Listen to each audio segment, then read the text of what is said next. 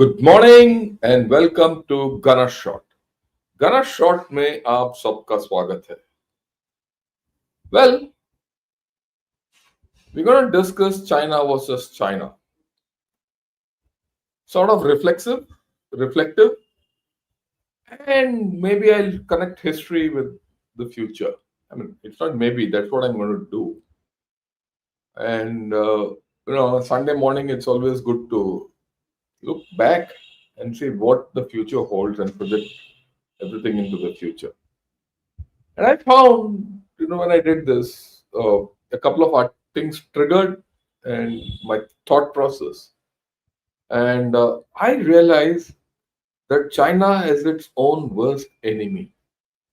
China defeats itself. Give it time, and China will always come up with a solution to defeat itself. That's the beauty. That's the beauty of history. If you look at it, not many people have conquered China over years. Yeah, Mongols did, Japanese did, but in between the Chinese empires. And the Chinese empires were conquered by themselves internally, by their policies, wherever. Maybe one day I'll go and explain to you how each empire fell. Right? But that's in the future. But today I'm going to see how this empire will fall on its own. And we'll see how this communism and has made China its own worst enemy. Okay, and what started this story off? I saw this article in South China Morning Post a few days back. I read it with some interest, and then things started falling into place. It says China's airlines raise alarm as travels ditch planes for bullet trains. And then, of course, there was this China Airlines in a dogfight for profits as rude competition, railways soak up pressure. I read these articles in detail. And lo and behold, what's happening in China? This great high-speed network of rail which has come up in China is killing its airlines. And the airlines are killing that. There's an optimum level. Beyond that optimum level of anything in life, it's counterproductive. You can have that much food only, what your stomach can absorb, and so if you eat more, you'll have a bellyache, or you'll have a loose motions, or you'll have a upset stomach, whatever. And if you make a habit of eating too much, you'll become obese. That, in essence, is China. They have the biggest rail network in the world. Right? That network is now competing with their airlines. And now they've gone in for that C-1919, their wide-bodied aircraft, and they're going to flood the Chinese market with the... Who's going to fly? Just think, you have a huge high-speed rail network. You're expanding your airlines. Your people are getting poorer. At some point of time, there's a dogfight going to happen. And that dogfight will kill China. China is its own worst enemy. Its development is its worst enemy. Everything what it does, it kills itself. Well, you might think this is one odd example and, it's all stupid and all that. And, this is an old man's talk. But look at this. What's behind Pakistan's solar energy push? China is one factor. This is a very interesting article in the print which came out. And what does it say? This is it. The rapid and unregulated growth of solar energy in Pakistan is starting to affect the national power grid. As more people turn to solar, demand for electricity from large centralized power plants is falling. Oh man, this is the end of the Belt and Road Initiative. Pakistan took the Chinese model. And if this is happening in Pakistan, think what's happening elsewhere and in China itself. It's a very fundamental thing. In the CPEC, I think 35 to 40% of CPEC is power plants. So what did China do and Pakistan do? They set up power plants, thermal plants. They started producing electricity. It's very nice to say that you start producing electricity, but the fact is you are producing coal-based electricity, and that coal is being imported from Indonesia. Last what I heard, right? So the fact is that they're importing electricity, or rather importing coal to produce electricity. The problem with this was what? They didn't have transmission lines. All China made. Everything is China made, but they didn't. That the fundamental flaw in the Chinese setup, lack of planning. Fundamental flaw in Pakistan, lack of planning. So, but then the capacity increased, and then here comes the Chinese with solar plant and solar panels, and they sell it in Pakistan. Then Pakistan laps it up. So today, all those thermal plants are sick. What has happened? Chinese solar power has killed Chinese thermal plants in Pakistan. And this is being replicated almost everywhere. So China has killed its own BRI. Look at the larger picture. Because 30 to 40% of this BRI is also thermal plants, coal-fired thermal plant. And the countries which built all these thermal plants, okay, at cost with national debts, are not able to repay because those thermal plants are all dead or near dead or struggling. Why? Because Chinese sold solar panels to all of these countries. So Chinese solar panels have been sold. The power plants are dead. So this is a contra factor. China versus China. China is killing itself. China's own technology is killing its own technology, its own projects, everything. Look, technology by itself has no value. Technology has to be converted into something utilitarian. And China's utilitarian technology is killing. Same problem goes everywhere. So then these two factors, made me think more. I said, let me look where China is going. So I went into the history, historical policy failures. Go back into the last century. Mao. This is the story of China. China versus China. China had this great leap forward. Everyone knows it. 1958 to 1962. At that time, that is the time when they invaded India, 62. What was the whole story? Then Mao wanted to convert an agrarian economy into an industrialized agricultural economy. He forced collectivization, mass mobilization, labor, all that, export. Agricultural produce, he was given false figures. Based on the false figures, agricultural export took off. They exported agriculture and it resulted in a famine because people didn't have enough to eat.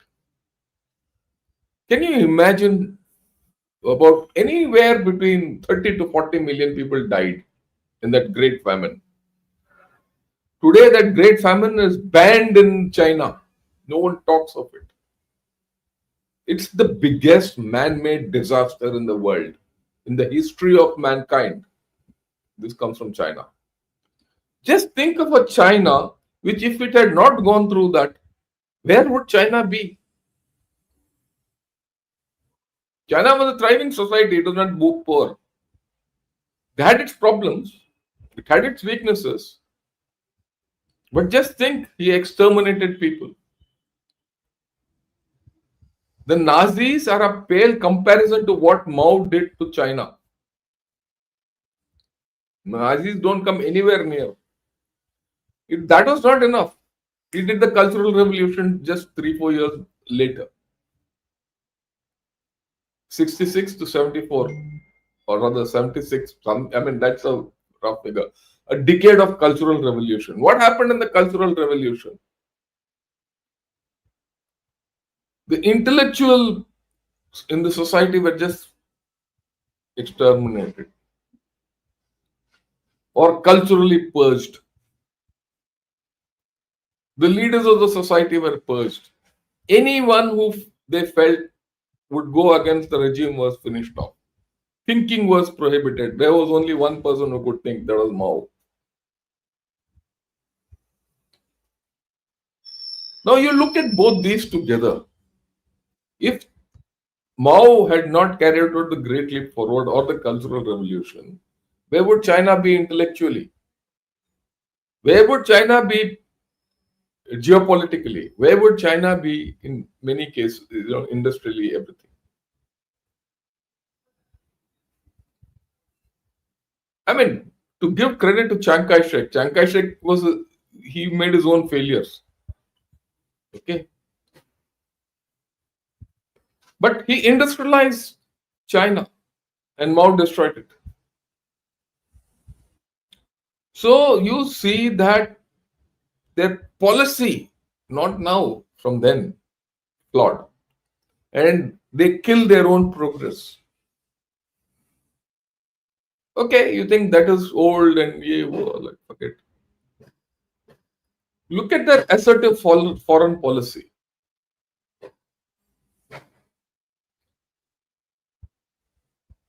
They've been so assertive in their foreign policy that all their neighbors are antagonists to them except Laos and Cambodia. Even North Korea is right. So the Chinese dream and that rejuvenation of the Chinese empire, whatever they call it, revenge on the century of humiliation. What has happened? What happened to that wolf and the warrior? The wolf is there, the warrior has vanished. 4 years back, we found this new thing, wolf warrior. They're trying to revive it with Japan. They'll buy it. In 2019, I vividly remember, China was the darling of the world. Everyone said, oh, the Chinese century has come. Power has shifted to the east. All that. It's only a matter of time before China overtakes USA. XYZ. There was a new form of Chinese war fighting, winning wars without fighting. Actually, the story should have been losing wars without fighting. That's the story. That's the story. They've lost all their wars without fighting. They've gone into wars without fighting, then they're losing it without fighting. This is the China. Because no one trusts China today. Just imagine. No one trusts China. Look, whether you like it or not, a lot of people have trust in USA. USA must be is its own kind. But still, the Western people trust USA. Australia trusts USA. Japan trusts USA. North Korea trusts USA. It might come under strain with Trump. But fundamentally, there is some trust which is built over, half a century or 1 century. They're not going to run away. The dependencies are huge. Is that happened with China? Who trusts China? Why has it happened? When you think back, it has happened because China is its own worst enemy. Now, before the Ukraine war, China-Europe trade was very high. Europe never used to look at India or others. Oh, we're going to be good with China. Now what happened? They're not good with China anymore. Why? 2 reasons. One, China wants to flood EU and kill it. They're not interested. accepting it, EU.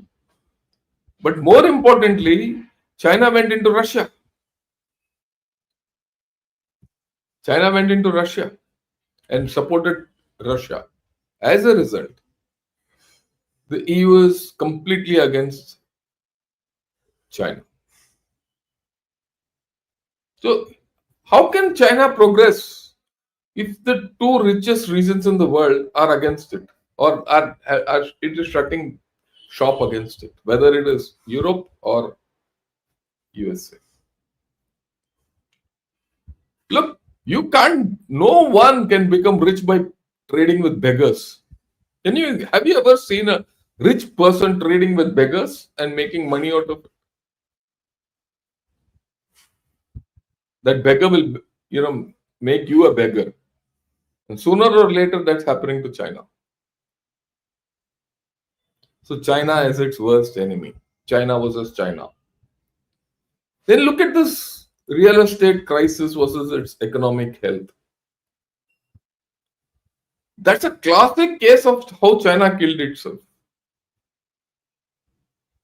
I'm talking of contemporary things which we understand. No, I'm not talking of history now. I've given you that history. I'll come back. I'll go back into history in the India-China context. Look, what happened in the real estate crisis? They found that real estate was the major way to develop into being a great economy. So fine. The local government started selling land because that became their only source of income. They don't get tax revenue. The central government takes tax revenue. That's the structure. So they kept selling land. And this story I've told you often. People kept buying, and that buying was facilitated by local governments. People went into debt. The property dealers went out. Property dealers collapsed because they put money elsewhere. They couldn't complete the houses. People were left without houses. But the mortgage, if people got houses, they were half-finished houses. And then the value of all these fell down. So, complete write-off of millions, trillions. As a result, the economy has gone down. But that was not enough. This is interesting. 2022, Xi Jinping did something else. He killed $22 trillion worth of Chinese economy overnight. Why did he do it? The educational technology and the finance technology like Alibaba and Tencent and all had grown huge. Remember that global IPO of Ant Group, Alibaba's, and how Jack Ma was thrown out and all that.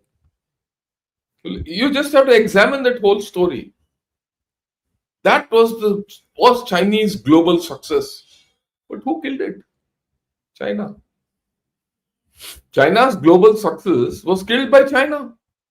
Overnight, Xi Jinping put such strictures on all this, they were all wiped out. So if $2 trillion of your economy is wiped out, your real estate, which you pumped up to a bubble and that burst, who's killed China? China. Did China need anyone else to kill it and its economy? No. If today China's economy is struggling, who's responsible for it? Is it USA, India, Pakistan? No, it's China. That's why, if you look at it, it's sort of reflexive. Ponder over it. China kills itself.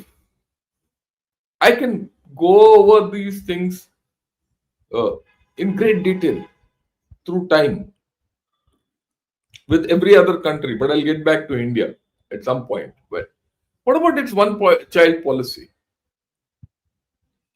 I think this is the biggest thing of China versus China. China had huge problems. Yeah, and they came up with the one-child policy. Deng Xiaoping. Forget Mao. Deng Xiaoping. Deng Xiaoping was supposed to be the builder of China. Right? Hide your strength, bide your time. Doesn't matter which color the cat is, as far as it catches the mouse. Free reforms. Yeah, well, all that he did. What the biggest reform he did to kill China was the one-child policy. What happened in that one-child policy?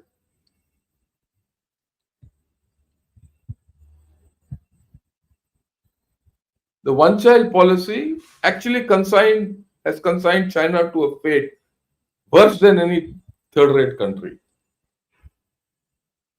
You don't have children. You don't have a working force. You don't. You have an aging population. Complete gender imbalance. Complete demographic imbalance. Who created it?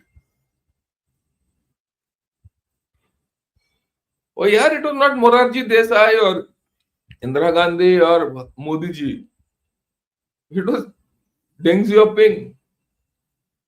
It was not Richard Nixon or Jimmy Carter who created this one-child policy. Deng Xiaoping. Then what's interesting? They implemented the one-child policy with great success, with such great success that when they removed this one-child policy, they couldn't reverse it. They and said we'll have a two-child policy. They couldn't implement the two-child policy. Their failure is not in implementing the one-child policy successfully. Their failure is not being able to implement the two-child policy or the three-child policy which they have now. Why? They couldn't change. There is something coming, if you look at China, China grows, makes a splash, big things, it will collapse. Series of collapses, series of setbacks. From where has it come? It's not come from external influences. This is not a color revolution happening. It is from within China. Now, this demographic collapse is irreversible. It will finish China. China as a global power, as we know today, is, or as we expect, or not even expect, we feel it is today, or many people feel it's a global power, is finished. What's a power without people? What's a family without children? Who's done that? China. You might blame the Communist Party. I have no problem with it. But who created the Communist Party? China. People. Who supports the Chinese Communist Party? People.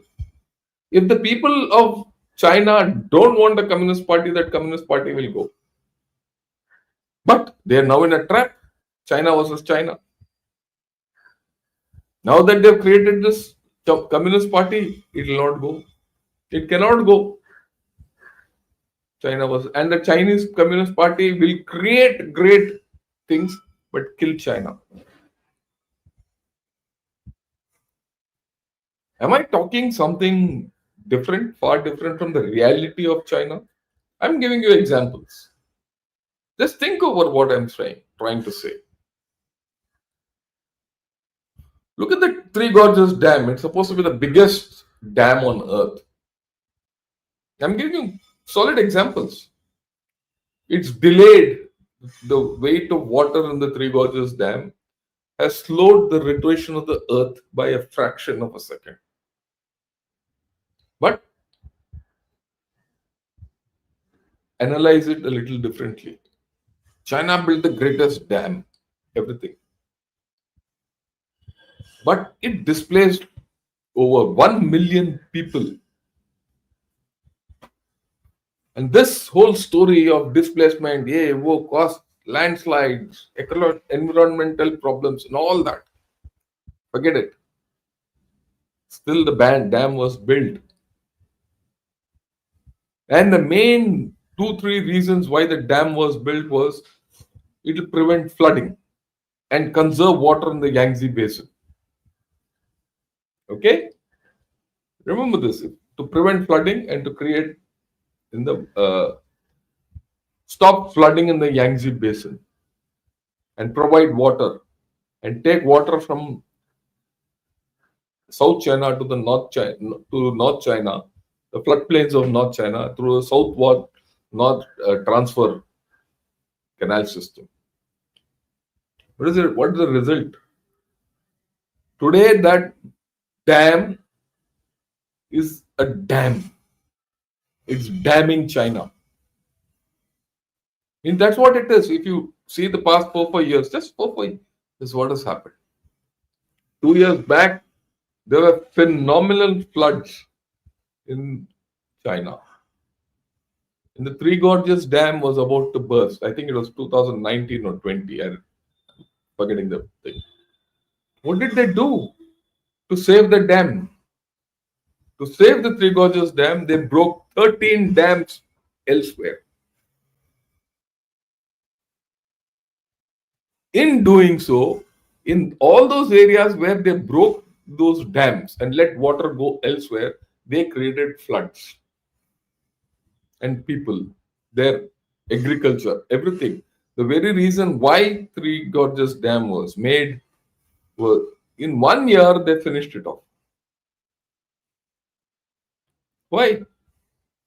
If you let the Three Gorges Dam break, it will create a bigger mess than what that was. But then the fundamental reason was failed. Floods, flood control. You don't do flood control by breaking dams every time there's a flood. And the very next year, there was a famine. Three Gorges Dam didn't have water to feed down the Yangtze. Yangtze dried out. People were driving across Yangtze along the bed in a motorcycle. And there are pictures of this.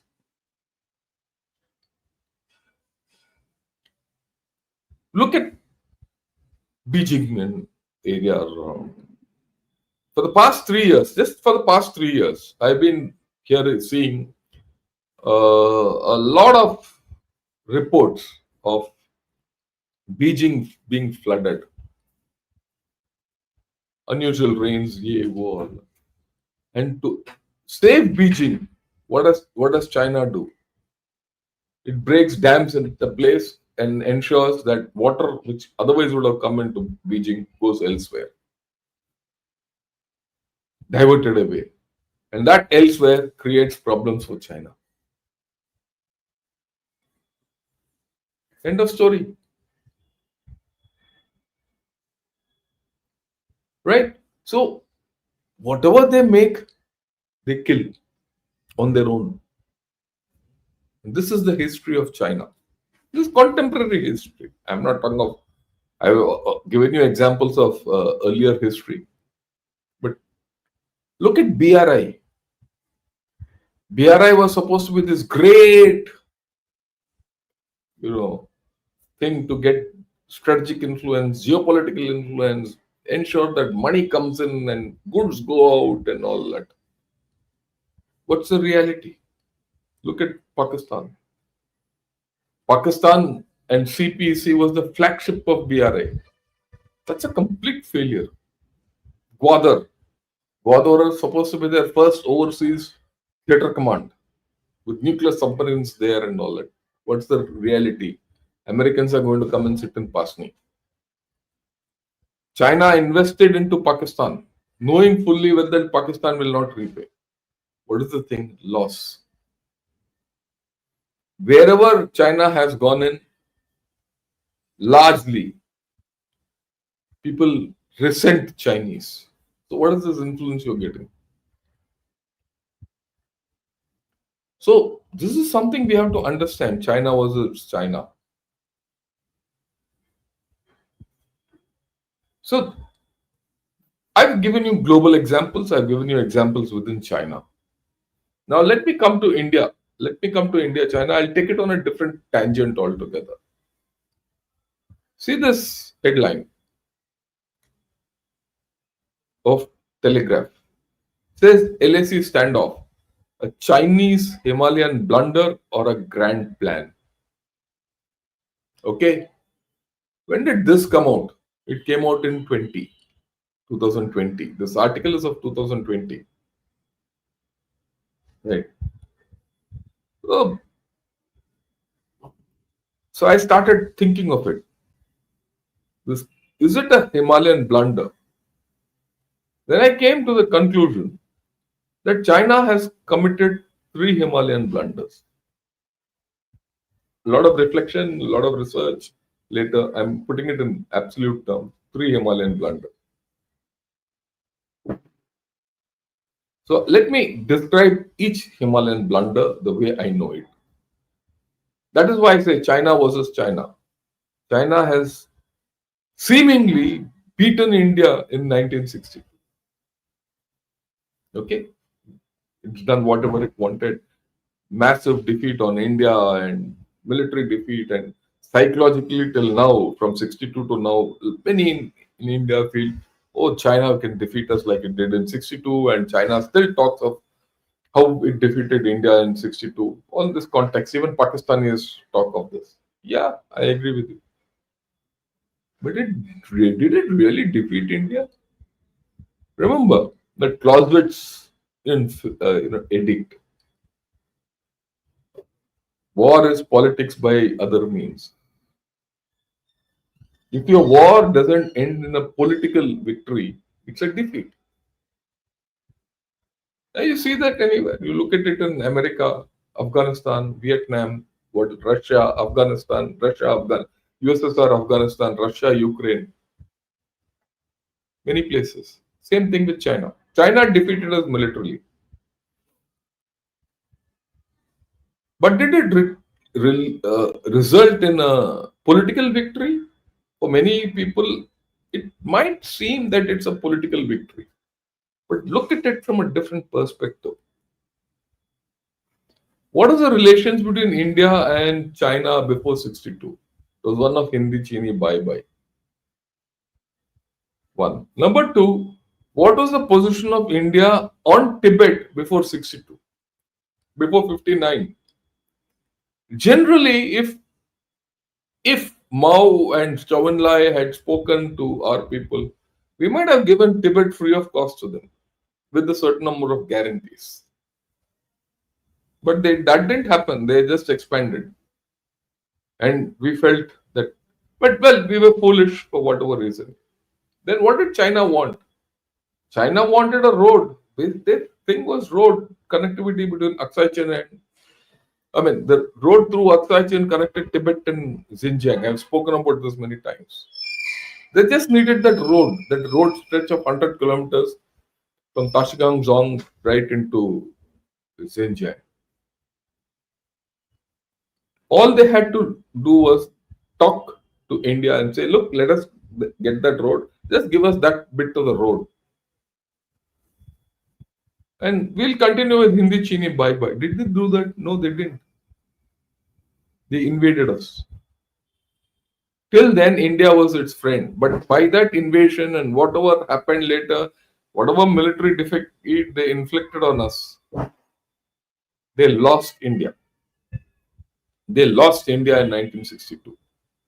And so far, they have not been able to regain it.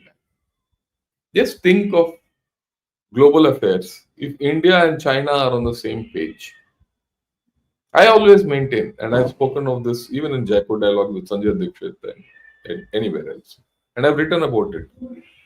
India and China never had problems through civilizational. They were civilizational partners, or rather, coexistential civilizations. There's not actually issue between India and China till the border came up and Mao created that problem. Till then, there was no problem. We could have discussed. But Mao wanted a military solution. He had a military solution for it. He imposed that military solution, went ahead. But in the process, he lost India completely. Mao, if you see, he created a China which is going to defeat itself. See it in the overall context. Whether it's in Korea, whether it's in Vietnam, whether it is in India, whether it is the Cultural Revolution or everything, China defeated itself. Communism and China defeated themselves. That's the first blunder. It was a Himalayan blunder. People, 1962 ensured that India never forgets, and it turned China into a permanent enemy. Period. Okay? Over, that done. History happened. We started living with it. We started even accepting the fact that, look, China is a problem. We continued. Bangladesh happened. Pakistan got sorted out. All that. No problems. Slowly, people started saying, okay, 62 happened. Let's get ahead with it. Chinese state and the Indian state have to, grow. Let's grow. Let's be okay. We might not be great friends, but at least let us coexist and continue. We did that. To the extent at the turn of the century with Mr. Vajpayee, he met the same Deng Xiaoping and company. In fact, when I said Deng Xiaoping and company, Deng Xiaoping was by then dead and gone. When Rajiv Gandhi went and met Deng Xiaoping said, leave this border to the next generation and let's get ahead as being friends and develop together. We took it. We set aside 1962. And when till then, Tibet was not recognized by India. Tibet was not recognized by India till the turn of the century. Till 2003, that MOU between Vajpayee's government and Jiang Zemin's government. We signed the MOU. We recognize Tibet as part of China. They recognize Sikkim as part of India. And that was to be the thing by which things will become better. It would have become better. But here comes the second Himalayan blunder. And people should understand this. The second Himalayan blunder started after signing of the MOU between India and China in 2003. That's when China did China versus China. What is that? They started claiming Arunachal Pradesh as South Tibet. They knew that Chinese presence was never there in Arunachal Pradesh. They know it. Why did they want it? They didn't bring this issue of South Tibet in 2003 when that MOU was being signed. And when we were recognizing Tibet, we were recognizing Tibet. It was a solid platform for us, for India-China relationship to go positive. If the issue of South Tibet and Arunachal Pradesh and McMahon line had not come up or not revived after the 2003 MOU, then the problem was some pockets in central sector and Aksai Chin. We could have spoken. The political solution still between India and China hinges around some aspect of give and take in Aksai Chin. But that give and take in Aksai Chin was killed by their claim on South Tibet or Arunachal Pradesh. They also know they'll never get Arunachal Pradesh in their lives. Not on this life, next generation and the next generation. Because it was never theirs to start with.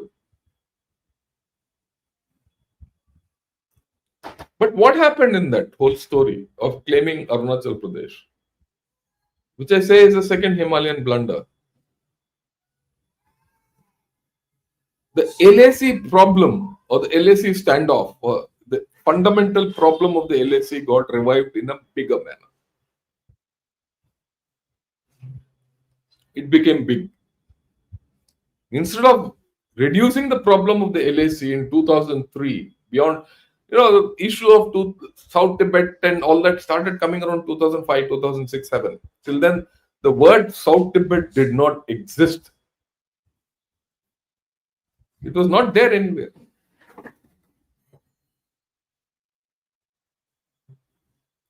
If the South Tibet was not there, just think of the LAC problem. It would have only been about Aksai Chin. We could have spoken about it. After all, we had the solid base, India and China. In fact, China had the solid base that India had recognized Tibet, and India was one of the last countries not to recognize Tibet. And that was a very fundamental issue of one China. And if they didn't have a problem in Tibet, they could have solved the Taiwanese problem. Just think of the ramifications of claiming South Tibet, the Himalayan blunder of South Tibet. Instead of narrowing down the problem with India, which there was a base with the 2003 MOU, China chose to expand it. But in expansion, they opened their own back door. They kept this LAC issue alive. And at a time when politically they were at their strongest. That's the contradiction.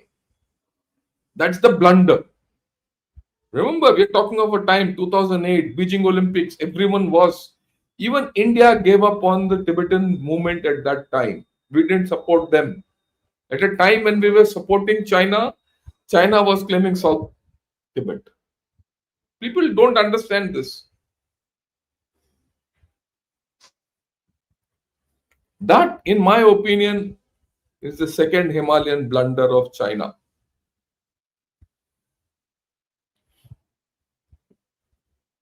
The first was by Mao and Zhou Enlai. The second was by Deng Xiaoping, Hu Jintao, and Jiang Zemin. In fact, I will leave Hu Jintao out of the equation because he came later. It was by the combination of Deng Xiaoping and Jiang Zemin. The second Himalayan blunder. And this is something which people don't understand.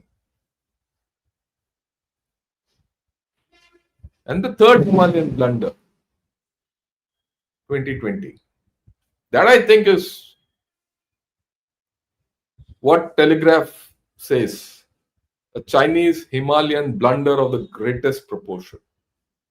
What happened in 1962 is hazy to many people. They forgot about, many people of my generation also knew something had happened. We didn't know the details except by John Dalby's book. John Dalby's book was only one Himalayan blunder and a few things, and Henderson Brooks' report was never declassified. It was all hazy.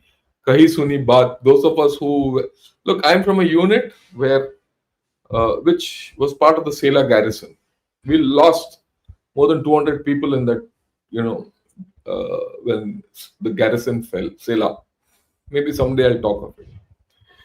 When I joined my regiment, there were men who was just about retiring of 62 vintage. And they told us stories.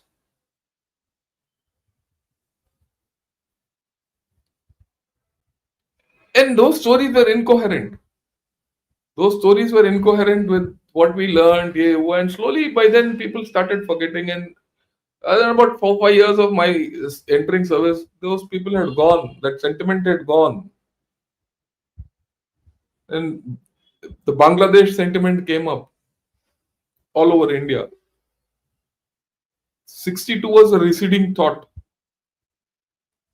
The dominant thing was 2003 MOU. Oh, well, okay, whatever happened then happened. Let's reverse. By 2020, 62 to 20, you're talking of 6 decades. That decade are now old people. People born of that decade were old, like me. We were a minority, aging community. The youth of India didn't even understand what happened in 2003. They have no this thing of that MOU and post MOU what China did. No one understood it. They were only looking at India, China. We should grow together and this and that. We were on the same page. Mr. Modi and Xi Jinping met 19 times before 2020.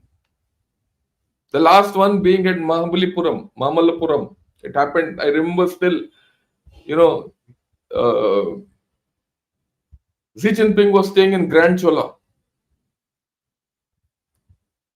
near Katipara, and I was going through that day one day when from IIT back when he was zipping off to Mahabalipuram early morning. We were doing, beach combing, and he was eating dosas here in Mahabalipuram. 6 months later, we are at war. What happened? The third Himalayan blunder happened. Well, what happened? We know 4 years later they had to go back went back to the starting blocks. It was a failure. That's a different story. But look at the thing which has happened. People who had forgotten completely everything about China, 1962, how China fights, how the what that salami slicing, all those things came back into the lexicon. In 2020, there were very few people who could talk about China. Today, I am a relic as far as China efforts are concerned because new people have come up. New people have discovered that China is your biggest adversary. 2020, whatever happened has triggered off complete reorientation of India from Pakistan to China. The 2003 MOU took India's focus away from China towards Pakistan. By the second Himalayan blunder of reclaiming South Tibet, they brought the whole thing back into focus. What Xi Jinping did, the third Himalayan blunder, made a shift back to the LAC. We'll handle Pakistan. We have to deal with China. Now, China is stuck with the militarized India along its LAC. Infrastructure growing, militarily we are refocused, rebalancing. They can't enter the Indian Ocean so easily. Yesterday only I spoke of it. And they've been found out that they could do nothing, that the Chinese Navy could do nothing. Either in North Arabian Sea, West Arabian Sea, or for that matter in the Bay of Bengal, nothing. They're still struggling. And other things of China versus China, one child policy, economy, assertiveness, all that has killed them. Is killing them against India. The third Himalayan blunder. Where does it leave China?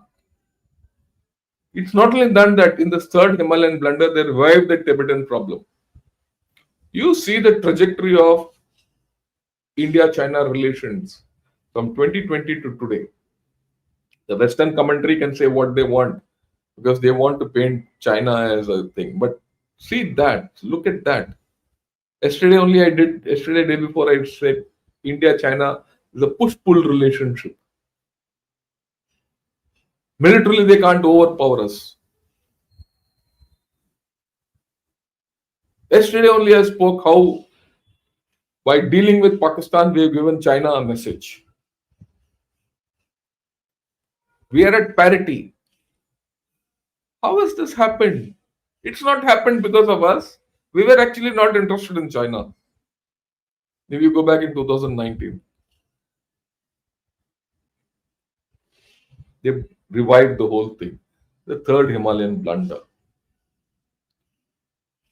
So I've given you 3 Himalayan blunders. Is the 4th Himalayan blunder going to happen? I'm going to see where it's going to happen. Will China take the risk of doing the 4th Himalayan blunder? I don't know whether Xi Jinping has the capability of doing a second Himalayan blunder or whether he has the time left to do so. The second Himalayan blunder has costed China a hell of a lot. It opened a rear door of Tibet and Xinjiang to the world and to India to exploit. And virtually, while facing the front door of China has maximum problems in Japan, Taiwan, South China Sea. And today, it has a problem in its rear door with India. It's trying to get out of close that rear door but can't. And the front door is opening day by day.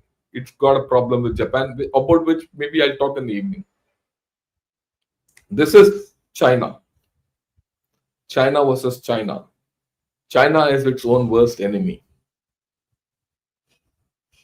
China's repeated Himalayan blunders are going to cost China. I'm waiting for the fourth Himalayan blunder. I've not identified it as it. Maybe I'll identify it. Maybe they'll commit it. I'm waiting for it. Right? And this is all I had to say today. And if you like this video, do press the like button and do subscribe to Gunner Shot. And also join me as members. And that's what the ticker tape also says.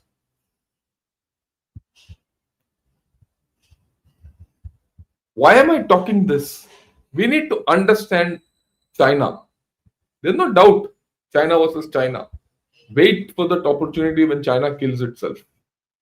Like, don't get upset. Don't get to this thing. We don't have to match China and what it does. Because if you match China and what it does, you'll feed them same. We will meet the same fate as what China is suffering today. Give it time. China will kill itself. That's how you deal with China. Thank you.